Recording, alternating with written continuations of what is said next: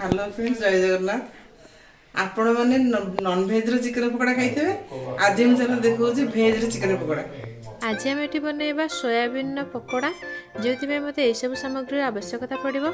देखिपे ये मुझे आशीर्वाद सोया चंक नहीं, यहाँ बहुत ही भल क्वालिटी आसी थाए। ये मुझे 1 इंच पाखापाखि अदा नहीं, 7 ରୁ 8 कला रसुण आउ 3-4टी कंचा लंका नहीं। सोयाबीन पकोड़ा बनवाई ये मुझे चिकेन मसला यूज करी जोटा कि पकोड़ा को बहुत भल फ्लेवर दे थाए। ये मुझे अल्प धला राशि, अल्प किसी कस्तूरी मेथी आउ एक काश्मीर चिली पाउडर। प्रथम आम एक पात्र अल्प पानी गरम करने। पानी अल्प गरम हो आसला। एबे आम ए गोटे पैकेट सोयाबीन बड़ी को पकई नेबा। एबे आम मेन फ्लेम रे 2 ରୁ 3 मिनिट भल भाव में फुटई नेबा। 2 ରୁ 3 मिनिट एबे हो सारा। एबे आम मेसीन को बंद करी एहाकू सेमती गरम पानी रे 5 ରୁ 10 मिनिट खंडे भल भाव में सोक कर नेबा। एबे आम काटिक रखिथिबा अदा, रसुण एवं कंचा लंका को एक हेमदस्ता साहाय्य हल्का दरदरा छेची नेबा।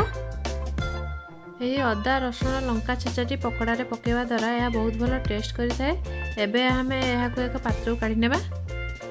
सोयाबीन बड़ी ये आमर भल भाव में बतुरी सारा पर यह मु रूम टेम्परेचर पानी रे 2 ରୁ 3 थर धोई नहीं। एबे चलतु यह आम भल भाव में चिपुड़ी एक पात्र को काढी नेबा। एथिरे जमा भी अधिक पानी रखिबे नहीं, नहले आम पकोड़ा जमा भी टेस्टी बनबनी। देखिपे यह भल भाव में चुपुड़ी नहीं। एबे आम ये सोयाबीन को हाथ में छोट छोट खंड कर छिड़े नेबा। देखुवे एमती छोट छोट खंड कर छिड़ेबे, गोटा रखिबेनी, नहले या भितर मसला ठीक से पशिबनी। से छोट छोट खंड करके छिड़े नेबे। यही भाव में सोयाबीन को पूरा छोट छोट खंड कर नेबे। प्रथम आम छेचिक रखि अदा रसुण लंका छेचारे ये छोट छोट खंड सोयाबीन को ऐड कर नेबा। एबे आम ए रखि धला राशि और कस्तूरी मेथी को ऐड कर नेबा। एबे आम ए काश्मीरी चिली पाउडर को ऐड कर नेबा। आपण माने चाहिले या जगह नॉर्मल चिली पाउडर मध्य यूज करि परिबे। एबे आम ए 1/2 टेबल स्पून पाखापाखि चिकेन मसला को ऐड कर नेबा। एबे आम ए 1 चम्मच सोया सॉस दे देबा। एठी मु चिंग्स रो सोया सॉस ऐड करछि, आपण चाहिले जे कोनोसे ब्रांड रो सोया सॉस मते यूज करि परिबे। एबे आम एथिरे 2 चम्मच कॉर्नफ्लावर पाउडर ऐड करि नेबा। एबे आम एथिरे 1.5 चम्मच बेसन को ऐड करि नेबा।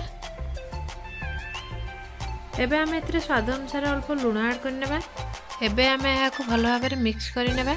प्रथमे आपण एथिरे पानी ऐड करिवे नाही, काहेकि ना सोयाबीन ने किछि पानी रहि जाय थाए। जदि आपणकर आवश्यकता पड़े ताहले एथिरे अल्प अल्प करके पानी देबे।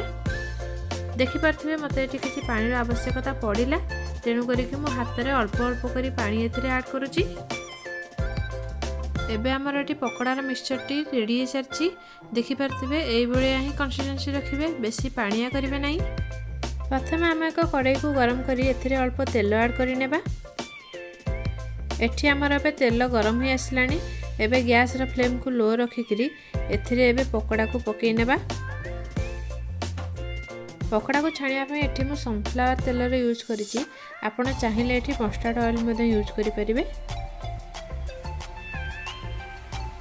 पकोड़ा को छाणिबा टाइम रे गैस रो फ्लेम को बेसी हाई करिवे नाही, एहा को मीडियम रे रखिबे। एठी हमर देख परते पकोड़ा टी हल्का ब्राउन हेई आसलानी। एबे हमें एहा को एक प्लेट को काढी नेबा।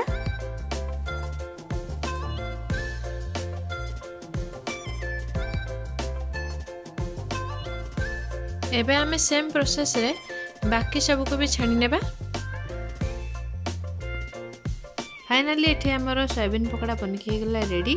आपण या को टमाटो सॉस चिली सॉस दे के निहाती भाव टेस्ट करंतु, या बहुत ही बढ़िया लागि थाए।